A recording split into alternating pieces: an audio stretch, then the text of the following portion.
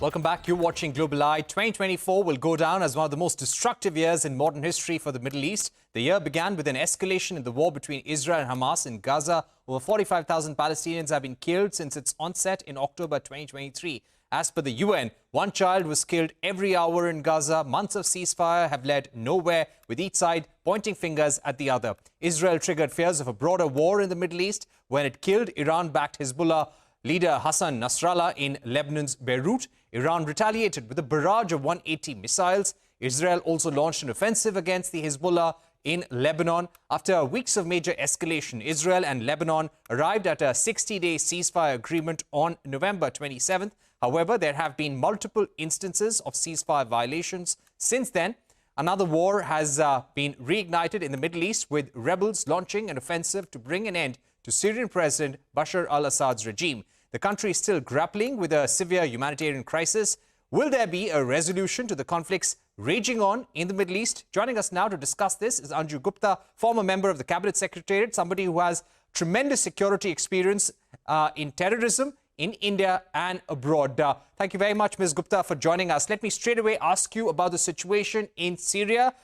How bad are things there? How could this contribute to more tension in the Middle East?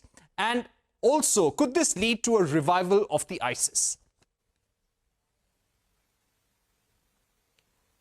Good evening, Parikshit. Thanks for having me on the show.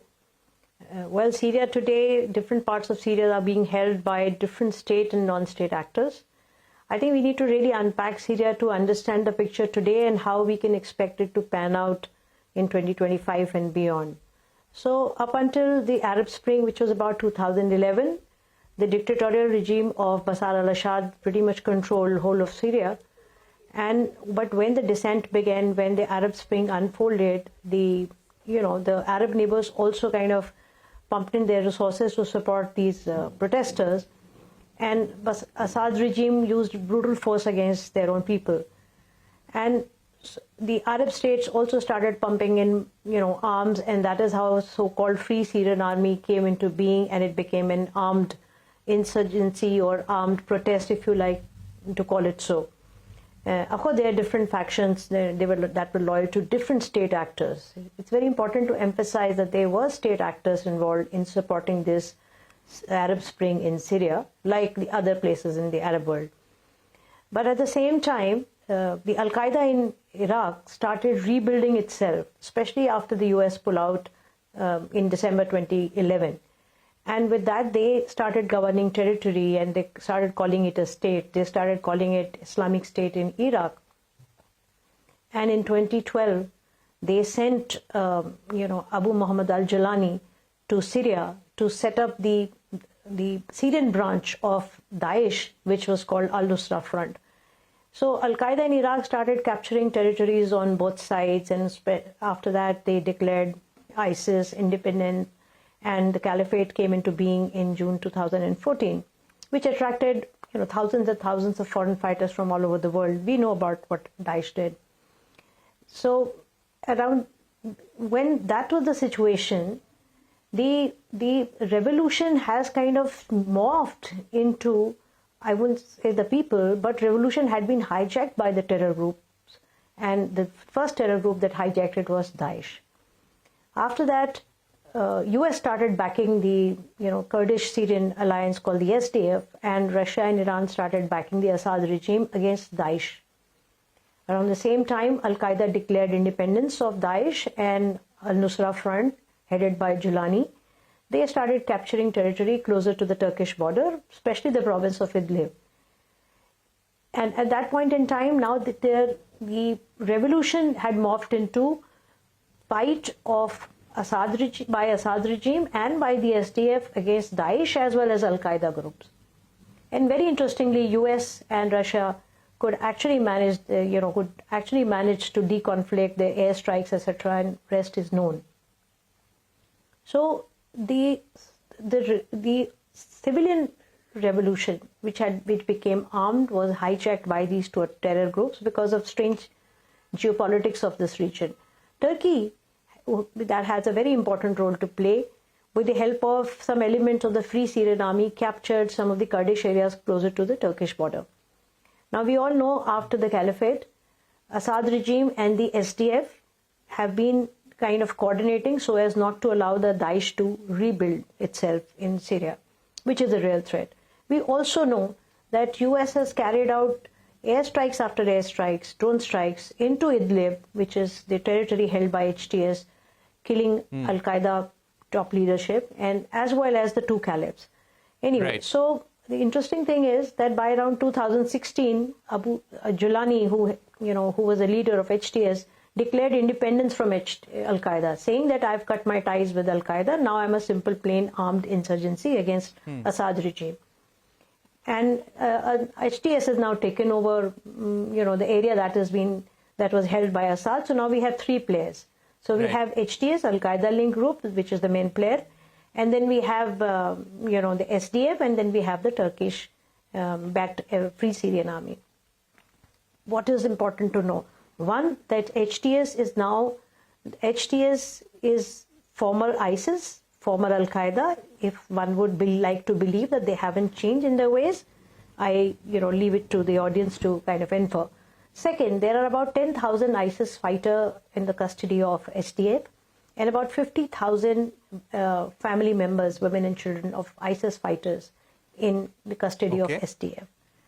The SDF is under pressure to disarm by HTS and also by Turkey, which are the two important players. Right. The only way SDF can survive is with the support of US. So the last point I want to make is that if US policy decides, if President Trump draws down from Syria, that would mean that SDF will collapse and these ISIS fighters can escape, and the number is simply too large, which means that apart from Al-Qaeda aligned group ruling Damascus, we would also see ISIS rebuilding itself in Syria. So the threat that Syria poses today, I would say this is much more than what Afghanistan posed in August 2021. Okay, so you're saying that Syria is today a much bigger threat than Afghanistan to the Middle East. Let me also ask you about Israel's next plan of action. They have gone after Iran's proxies in the region. What could they do next? Well, if we look at what, where Iranians have succeeded, they have succeeded in, taking out top leadership of Hamas and Hezbollah. But what we need to look at is we need to also look at the fact that Israel has not been able to free all the hostages. The fighting is still going on, I think, after 14 months. The ceasefire with Hezbollah was affected because 1 month into ground operation, Israeli forces were facing heavy casualties. So that ceasefire is very tenuous. The point I'm making is that these two fronts are already open for Israel. Third, that in the last couple of days, Israel has mounted very serious airstrikes into Yemen, hitting Houthis targets, as in the airport, the naval ports, etc., etc. What does that tell us? I think it tells us that probably with the incoming US administration, Israel is now not too sure whether new administration under President Trump will stay involved in manning the Red Sea, the transportation through Red Sea, the sea lanes through Red Sea, right? And because US-led coalition has been taking action against Houthis, preemptive and proactive. But now Israel is taking on that role, which probably tells us they're not sure that US will continue with that role. All right. So those were important points.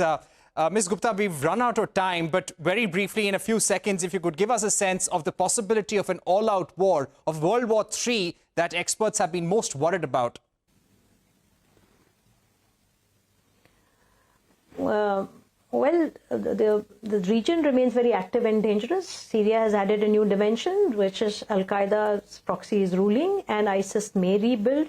It depends on the US policy. And let's not forget that Hamas was expelled from Damascus by Bashar al-Assad because Hamas was aligning with the Sunni extremist groups who were the rebels. And HTS today represents that force. So should HTS decide to take up the cause of Gaza, then we know that there will be one more front for Israel and one more front in the Middle East. We don't know how it will pan out. And the very last point I want to make it, that from what President Trump has been saying, that Syria is not a fight, etc., etc., it looks that US is probably going to disengage. I wouldn't say disengage, going to reduce their engagement in the Middle East, which might raise the level of insecurities that may translate into free-for-all kind of actions by different actors. We don't know. Let's wait till January 20 to see what President Trump has to say about the Middle East. Okay.